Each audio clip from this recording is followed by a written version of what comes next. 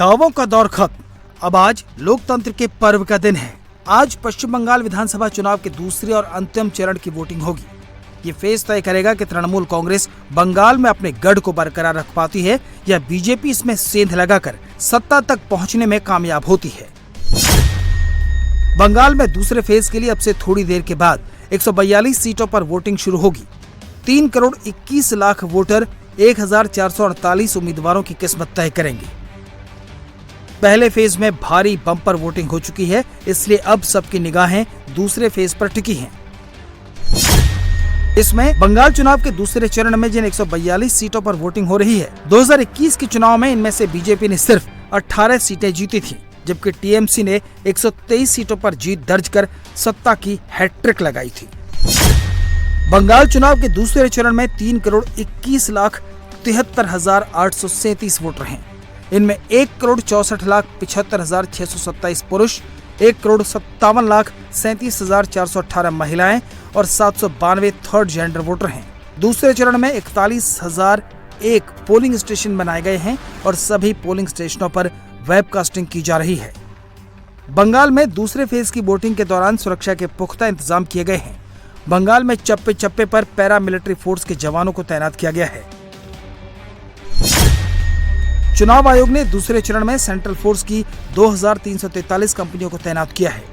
साथ ही 142 general observer, 95 police observer और 100 व्यय ऑब्जर्वर तैनात किए गए हैं। कोलकाता में सेंट्रल फोर्स के 274 कंपनियों के साथ सबसे ज्यादा तैनाती की गई है। साथ ही ड्रोन से पोलिंग बूथों की निगरानी हो रही है। दूसरे चरण में बंगाल की सबसे हॉट सीट भवानीपुर में भी वोटिंग हो रही है। यहाँ से मुख्यमंत्री ममता बनर्जी मैदान में है। टीएमसी के लिए भवानीपुर सीट बचाए रखना ममता बनर्जी की राजनीतिक पकड़ को बनाए रखने और प्रतिष्ठा का सवाल है। वहीं बीजेपी के लिए इस किले को ढहाने का मतलब बंगाल की सबसे शक्तिशाली नेता को सबसे बड़ी हार देना है। भवानीपुर से ममता बनर्जी के मुकाबले बीजेपी ने कद्दावर नेता शुवेंदु अधिकारी को मैदान में उतारा है।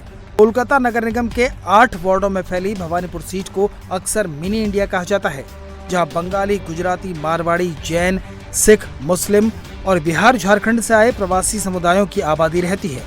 इसके साथ ही अल्पसंख्यक बहुल सेंट्रल कोलकाता सीट भी टीएमसी के लिए बहुत अहम मानी जा रही है।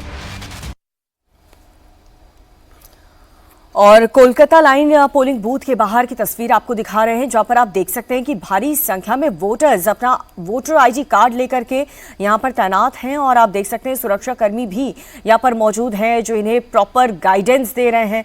हर किसी के हाथ में वोटर आईडी। देखिए, इस बार के चुनाव में एसआईआर बहुत बड़ा मुद्दा है, महिला आरक्षण के अलावा, लेकिन आप देख सकते हैं कि कितना बढ़ चढ़ करके जो वोटर्स हैं वो भाग ले रहे हैं अपने मत का प्रयोग करने के लिए।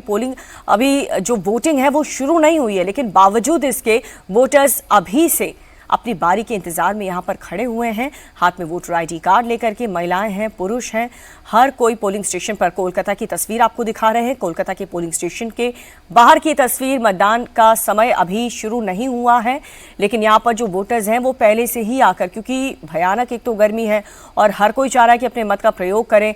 दूर दूर अलग अलग राज्य से, अलग अलग शहरों से लोग अपना काम काज छोड़ करके, छुट्टी ले करके पहुंचे हैं पश्चिम बंगाल, ताकि मतदान कर सकें। और आप देख भी सकते हैं कि वोटिंग शुरू हो उससे पहले ही पोलिंग स्टेशन पर किस तरीके का मंजर है। पश्चिम बंगाल विधानसभा चुनाव के दूसरे चरण की आज से वोटिंग होनी है। कुछ ही घंटों में वोटिंग शुरू भी हो जाएगी और उससे पहले ही जो वोटर्स हैं वो पहुंच चुके हैं पोलिंग स्टेशन के बाहर। भारी सुरक्षा कर्मियों को तैनात किया गया है ताकि हिंसा मुक्त चुनाव कराया जा सके। आप देख सकते हैं एक तरफ पोलिंग स्टेशन पर जो वोटर्स हैं उनकी भीड़ और दूसरी तरफ जो सुरक्षा कर्मी हैं वो वहां पर मौजूद हैं। तो पश्चिम बंगाल विधानसभा चुनाव के दूसरे चरण की आज वोटिंग होनी है। चुनाव आयोग ने शांतिपूर्ण मतदान के लिए पुख्ता इंतजाम किए हैं। मतदान केंद्रों पर सुरक्षा बल के जवान तैनात हैं। इसके अलावा स्ट्रांग रूम कॉम्प्लेक्स की सुरक्षा भी कड़ी रहेगी। उनको सीसीटीवी और वेबकैम से लैस किया गया है। साथ ही केंद्रीय बलों की भी वहां पर तैनाती रहेगी।